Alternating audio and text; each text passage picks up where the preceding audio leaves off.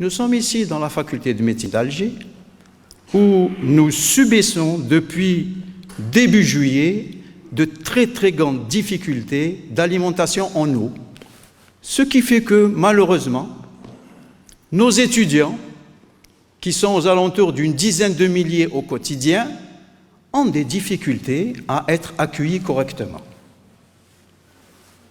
Donc il y a le problème d'eau.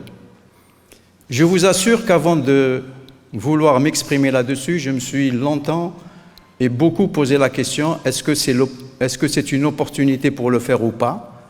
Et finalement, j'ai décidé de sauter le pas, de me jeter à l'eau, encore une fois à l'eau, pour en parler, parce que la situation est grave et les actions à entreprendre sont urgentes.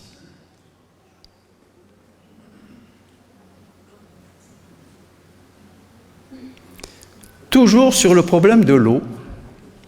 Donc nous n'avons pas d'eau dans les robinets, mais nous avons de l'eau au niveau de nos pieds. Nous avons les pieds qui sont immergés dans l'eau. Nous vivons un paradoxe incroyable. Pas d'eau dans les robinets, mais beaucoup d'eau au niveau de nos structures, au niveau des fondations. Pourquoi j'en parle? J'ai profité du passage d'un haut responsable militaire chargé des infrastructures dans la région du Grand Alger pour lui demander de me donner un avis sur la situation architecturale de cette structure. Et nous avons fait une petite visite relativement rapide et le verdict ou le diagnostic qu'il m'a fait froid dans le dos, pour ne pas dire m'a glacé. Qu'est-ce qu'il m'a dit? Il m'a dit, Monsieur le doyen, si vous n'entreprenez pas immédiatement des travaux pour corriger les anomalies qui existent, dans moins de 10 ans, cette structure va s'effondrer. Dixit.